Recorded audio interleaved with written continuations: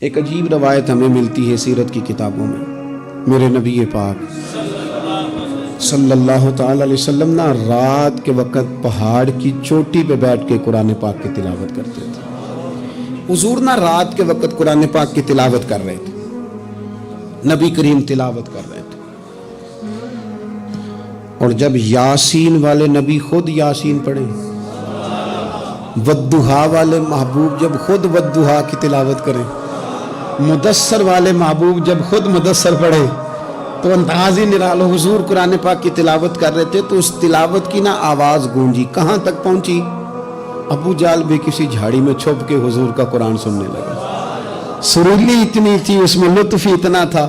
ابو سفیان بھی آ گئے، کسی جھاڑی میں چھپ کے قرآن سننے لگے. اخنس بن شریک بھی آ گیا. تھوڑا نہیں سنا، ساری رات ہی حضور کی تلاوت سنتے ہیں. ساری رات تلاوت سن.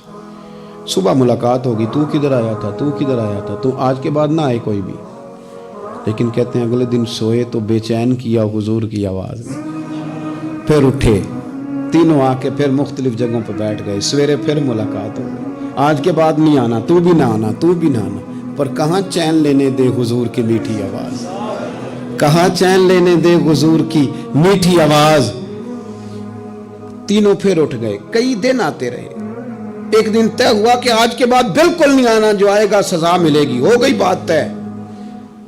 اخنس بن شریک کہتے ہیں میں سویرے ابو جہل کے گھر گیا. میں نے کہا سن، ایک دن نہیں کئی راتیں تو نے بھی سنا، میں نے بھی سنا.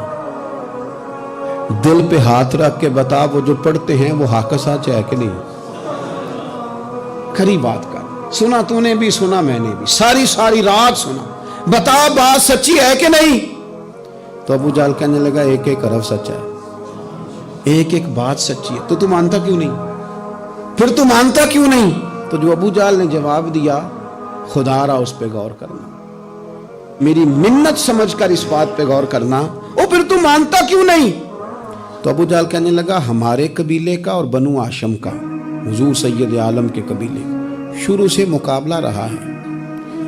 انہوں نے اگر لوگوں کو کھانے کھلائے تو ہم نے بھی کھلائے. انہوں نے غریبوں کا بوجھ اٹھایا تو ہم نے بھی اٹھایا. انہوں نے اگر گھوڑا دوڑایا تو ہم نے بھی دوڑایا.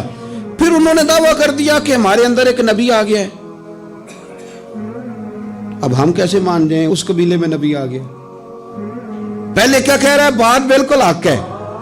اب کیا کہہ رہا ہے؟ اس کے کہنے کا مطلب یہ ہے کہ اگر میرے قبیلے میں نبی آتا تو میں مان جاتا. او خدا کے بندو، یہ برادری کا بت، قبیلے کو جو بت بنا لیا معاذ اللہ، وہ تعصب بن کے آڑ بن گیا، گروہ پرست ہو گئے. وہ کہنے لگا اس کا مطلب یہ تھا کہ میرے قبیلے میں ہوتے تو میں مان جاتا. قبیلہ دوسرا ہے. خدا را ان بتوں کو توڑنے کی ضرورت ہے. کاش ابو جہل یہ سمجھتا کہ یہ تو رب کی تقسیم ہے نا، واللہ یختص برحمتہ من یشاء. وہ کہتا ہے میں جس کو چاہتا ہوں اپنے فضل سے اپنا خاص بنا لیا کرتا.